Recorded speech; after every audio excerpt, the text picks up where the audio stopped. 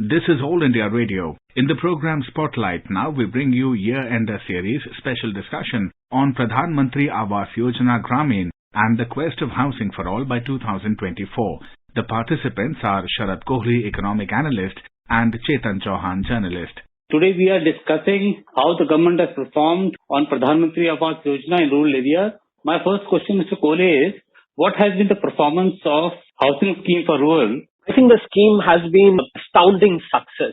If you look at the rural households, and for any citizen of the country who travels to the rural part of the country, I think there is one common sight which everybody sees, which is a kacha house, a house which is built out of mud, a house which gets washed away when it rains, a house which leaks when it rains.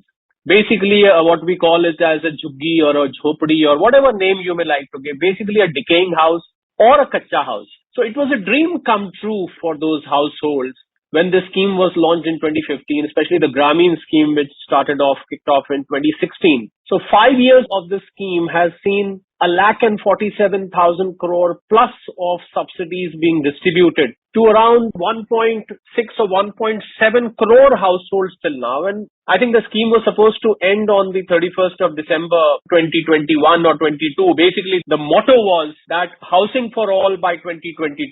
And I think accordingly, the scheme has been extended so that maximum people can avail the benefit. And I think the target of the government is to reach about more than 2.9 crore households. If you look at the head count, Chetan, which is very interesting, as per my calculation, each such household has got 5 to 7 members in this house. I'm being very conservative in my estimate. So if you multiply a total of 2.9 or 3 crores by 5 to 7, we are looking at about 15 to 20 crore people being benefited by the Pradhan Mantri Awas Yojana Grameen scheme. So I think it's a dream come true when that household stands in front of the house, when this household stands in front and looks at the house. Probably in rest of their lifetime, they would never have dreamt of having their own house if this scheme was not there. Some of the critics said that this scheme is about somebody taking a loan and building a house, and probably at some point this would have to be repaid, or there is a loan subsidy and so forth. To such critics, my question is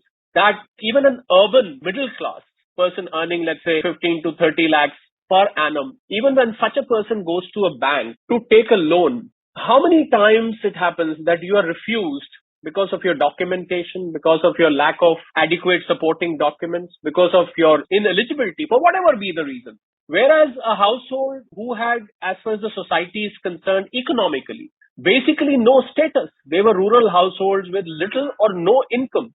So for a loan subsidy being given to such households who do not have an economically strong background, which happens in urban housing loans where your economic background, your ability to repay, this is not just simply a loan subsidy scheme. It is a scheme where rural households, 60% of the amount is being provided by the center, 40% of the amount is being provided by states. In case of union territories, 100% of the amount is being provided by the center. So I think it goes far beyond a loan scheme, because per se, people coming from this strata of society would not ever have dreamt of going to a bank and taking a loan. As I said, even the urban well-off people are more often than not refused housing loans for various reasons. So therefore, it is better said that you are not eligible, or this is probably a scheme which is a loan scheme. I would like to focus on this particular area, that the scheme is very, very deep. The scheme has got very far-reaching effect. Never was the government so liberal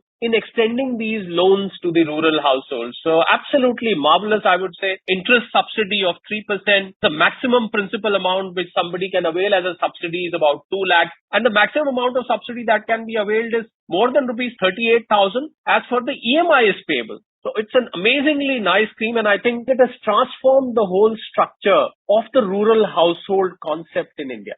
Some of the states like Chhattisgarh in the recent past said that they don't have enough money in the state coffers to fund the 40% of their share in the schemes. Some other states have also expressed reservation that they don't have that amount of money. Do you think that the state governments don't have this sort of money to fund such an empowering scheme? I think whenever politics creeps in such kind of schemes, the loser is people at large. I mean, their people at large lose. So if we are talking of some of the states which are ruled by opposition parties, probably their intention is to see that the schemes launched by center are not a success. And of course, there are political reasons behind it. But during the pandemic, I agree, to a certain extent, the financial or the fiscal condition of the states was not very healthy because all the revenue that they collected from the various sources like stamp duty and other sources that had dwindled. I mean, there's no doubt about it. But at the same time, I think one mandate is common to all states, that they have to work on upliftment of the rural part of the state. So which state will not like to work for the rural areas, and which state will not like to bring the rural household into the mainstream, let them stay in their kacha houses for rest of their life? I think it doesn't match with mandate of any elected state government.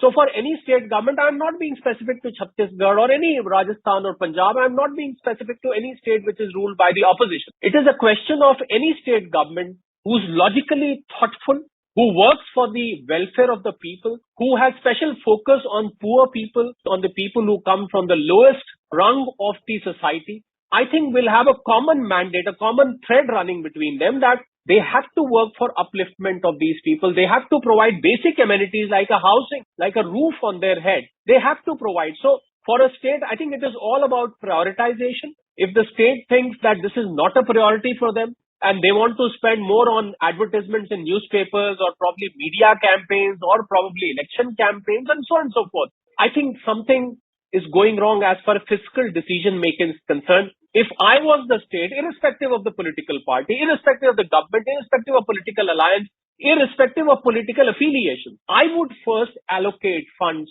for the people who are at the bottommost end of the society, people who need it the most, my first priority. Therefore, that logic doesn't work because you have to first allocate funds for them. So for them to say that we do not have that 40% to pay, I think somehow doesn't gel with the mandate of any elected state government.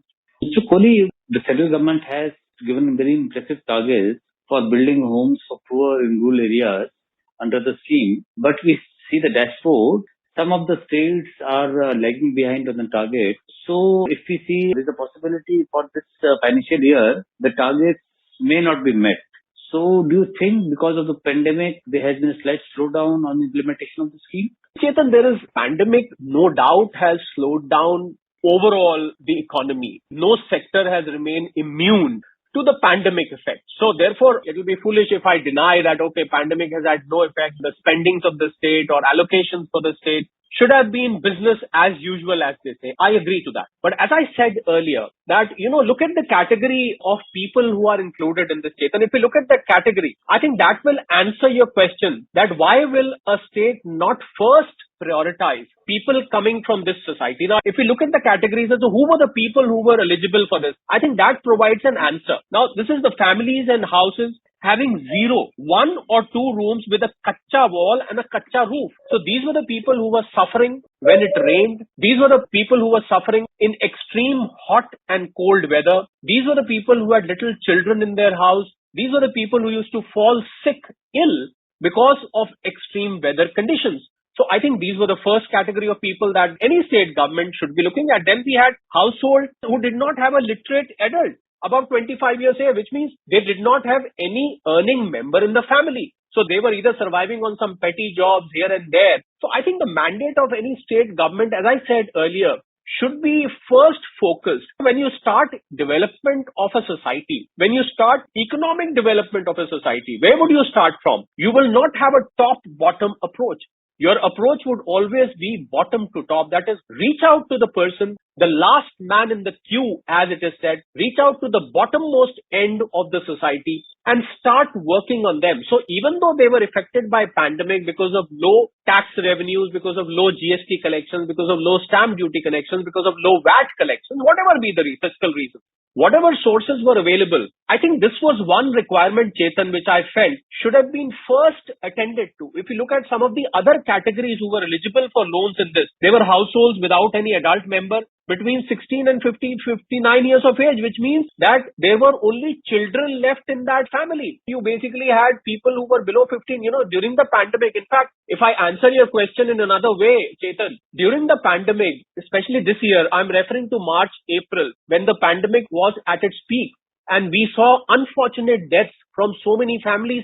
They lost both their parents. They were little children. There was one family which had a daughter of 9-year-old, a son which was 11-year-old, Another daughter which was 4 years old, they lost both their parents in the pandemic. If pandemic was the reason for low allocation or pandemic was the reason for low spending, I think pandemic was also the reason why such kind of scheme should have been promoted the most during pandemic. Because imagine such a family of 5 people with mother and father, 3 little children staying in a kacha house. Now, if the parents were there, the father and mother would have managed something. But what will these little children do when they have lost their parents? They at least needed a roof on their head to survive apart from food. So I think the logic somehow doesn't match the cause, because each state government has to look into this fact that they have to have a bottom to top approach rather than a top to bottom approach. The very related aspect of this is that in COVID, there was economic slowdown because the revenues were also less. But another side of this is that if you put in more money into the rural households, people get money, there will be a local economic activity within the village because somebody's house been constructed. So some people will get some sort of employment. If you see thousands of houses are being constructed, lakhs of houses are being constructed across the country, some sort of work people get also. So from this scheme, what do you think can be the economic benefit or economic health, especially in rural areas, for economic growth in the such times of financial distress? Well, multiple benefits, I would say, Chetan. If you look at the economic aspect of this particular scheme, I think the benefits, and one of the aspects which I would like to highlight here straight away is that this scheme was integrated with some of the other schemes also. Like one of the scheme was that you will be provided with certain days under the Manrega. I mean, you would be provided, if you are an unskilled labor, you will be provided certain man days under Manrega. You will also be included in the 12,000 rupees toilet building scheme. So coming down to the core economic benefits, obviously there is going to be a team who's going to construct this eco-friendly house. First of all, there was an environment aspect involved in this whole construction. It's not like a usual construction. All care was taken so that an eco-friendly construction is done, which doesn't harm the environment. If you see in the recent week, in Delhi, construction activity had to be stalled because of pollution. I think this particular PMAYG scheme and PMAY scheme, they were focused on constructing eco-friendly houses. So when you construct eco-friendly houses, you are first of all protecting the environment. The people who are involved in construction, they get work.